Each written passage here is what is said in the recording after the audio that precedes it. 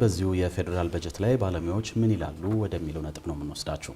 የኢቢኤስ አዲስ ነገር ያነጋግራቸው ኢኮኖሚ ተመራማሪና የኢትዮጵያ ኢኮኖሚክስ ማህበር የፓርትነርሺፕና ኮሙኒኬሽን ዳይሬክተር አቡሌ መሀሪ አብዛኛው ገቢ ከታክስ የሚገኝ በመሆኑ የታክስ ምንጭ ከየት ይሁን የሚለው ጉዳይ አጽንኦት ሊሰጠው የሚገባና ታክስ ከፋይ ላይ ተደራራቢ ታክስ እንዳይጣል ጥንቃቄ ሊደረግ እንደሚገባም መክረዋል። ባለሙያው መንግስት ከታክስ ለመሰብሰብ ያቀደውን ገቢ ለመሰብሰብም የታክስ ምህዳሩን ማስፋት አለበት ብለዋል። የማህበሩን የፓርትነርሺፕና ኮሙኒኬሽን ዳይሬክተር አቡሌ መሀሪን ሀና ብደታናት ያነጋገረቻቸው። ለ2019 በጀት ዓመት ከ2.3 ትሪሊዮን ብር በላይ በጀት ተዘጋጅቶ መቅረቡ ይታወቃል። ይህ በጀት ከባለፈው የ2018 በጀት ዓመት ጋር ሲነጻጸር የ409.2 ቢሊዮን ብር ወይም የ21 በመቶ ጭማሪ እንዳለው መገለጹም የሚታወስ ነው። ታዲያ በጀቱ በብር ደረጃ ከፍተኛ ጭማሪ ቢኖረውም በዶላር ሲታይ ግን ጭማሪው በጣም አነስተኛ መሆኑን ነው የኢትዮጵያ ኢኮኖሚክስ አሶሲዬሽን ተመራማሪ የሆኑት አቡሌ መሀሪ ከኢቢኤስ አዲስ ነገር ጋር በነበራቸው ቆይታ ይነገሩን። የዚህ ዓመት በጀት ያው ኖሚናሊ ከፍተኛ እድገት ያሳየ በጀት ከ21% በላይ እድገት ያሳየ በጀት ነው ያለፈው። በቁጥር እንኳን ኖሚናሊ በኢትዮጵያ ብር እያደገ ቢመጣም ኢን ሪል ተርምስ ወደ ውጭ ምንዛሬ ወይም በዶላር ስንመነዝረው ኮንቲኒየስሊ እየወረደ ወይም እየቀነሰ የመጣ በጀት ነበረ። እንግዲህ በዚህ ዓመት ምናልባት ከ3 ዓመታት ኮንቲኒየስ መቀነስ ኢን ሪል ተርምስ ማለት ነው በዶላር በዚህ ዓመት ሊትል ቢት በጣም በውስን ላይክ 5% አካባቢ የሚሆን ጭማሪ ኢን ተርምስ ኦፍ ዶላር አሳይቷል። ኢትዮጵያ የምትገበያየው በብር ስለሆነ የበጀቱን ጭማሪ በዶላር ማስላቱ ተገቢ ነው ወይ ብለን የጠየቅናቸው ተመራማሪው ተከታዩን መልሰዋል። በዶላር ብለን ስናስብ የምናስበው ካለው ኢንፍሌሽነሪ ወይም ደግሞ የዋጋ ንረት አንጻር መታየት አለበት። ምክንያቱም በዋናነት ከውጪ የምናስገባቸው እቃዎች ወደ እያንዳንዱ የሰው ኪስ ማህበረሰባችን ኪስ ውስጥ ስለሚገባ ያንን ኮንሲደር ማናደርግ ከሆነ ኖሚናል የምንለውን አሁን 21% ጭማሪ አሳየ በጀታችን ብለን የምንኩራራው ያንን የዋጋ ንረቱ የሚበላው ከሆነ በጀቱ ይጣፋል ማለት ነው። ስለዚህ በዶላር መንዝሮ መነጋገሩ ተገቢና ሎጂካል ነው ብዬ ነው ማስበው።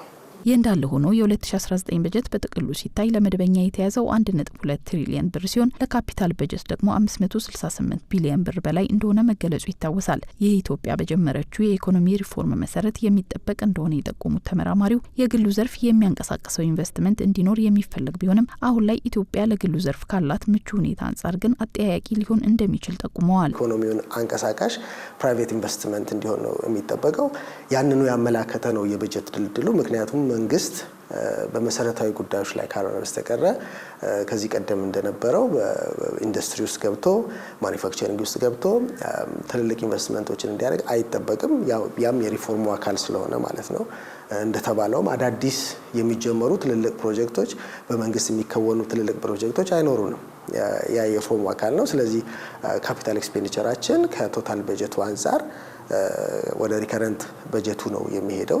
በርካታ የፕሮዳክቲቪቲ ማነቆች የምርትና ምርታማነትን ለማሳደግ የፕራይቬት ሴክተሩ ኢንቨስትመንት ምን ያህል ይሆናል የሚለው ራሱ አጠያያቂ ቢሆንም አሁን ገበያውን ኢንቨስትመንቱን ሊመራ የሚገባው የግሉ ዘርፍ ስለሆነ ከግሉ ዘርፍ ነው ብዙ ኢንቨስትመንት ኤክስፔክት የምናደርገው።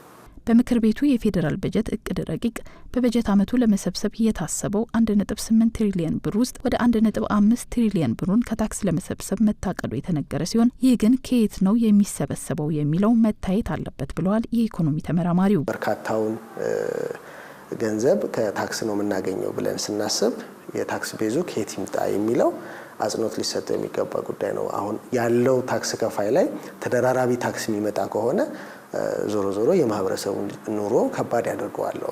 ታክስ ቤዝ ማስፋት ስንል ታክስ የሚደረገውን ወደ ታክስ ውስጥ እንዲገባ ለምሳሌ በኢንፎርማል ሴክተር የሚንቀሳቀሰውን የኢንቨስትመንት የቢዝነስ አክቲቪቲዎች ወደ ፎርማል የማምጣት አንዱ ታክስ ከፋይ ያልነበረውን ታክስ የሚከፍልበትን ማመቻቸት። በፔሮል የሚታወቀው በቀጥታ ተከፋይ የሆነው አካል ኦልሬዲ ኢንካሙ ስለሚታወቅ እዛው ኢንካሙ የሚታወቅ አካል ላይ ተደራራቢ ከመጫን ይልቅ ሲስተሞቻችንን ማዘመን፣ ተቋማቶቻችንን ማዘመን ያስፈልገናል። በ2019 በጀት ዓመት የተያዘው በጀት ውጤታማ እንዲሆን በ2018 በጀት ዓመት ያጋጠሙ ተግዳሮቶችን ማየት ይገባል ያሉት ተመራማሪው የቅድሚያ የሚሰጣቸው ዘርፎች ላይ አስፈላጊውን በጀት መመደብ እንደሚገባም ጠቁመዋል። በዋናነት ኢኮኖሚያችንን ተሸክሞ ላሉ ሴክተሮች ቅድሚያ ሰጥቶ ጥሩ ፎርካስት መስራት፣ ጥሩ ትንበያ ማድረግ ያስፈልጋል።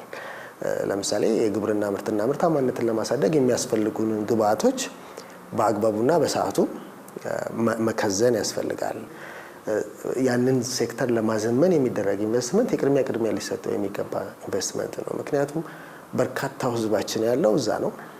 በርካታውን ህዝባችንን ደግሞ የሚመግበው ይሄው ሴክተር ነው። ኢኮኖሚያችንን ከ30% በላይ አጠቃላይ የዓመታዊ ምርታችንን ተሸክሞ ኮንትሪቢዩት የሚያደርገው ይሄው ሴክተር ነው።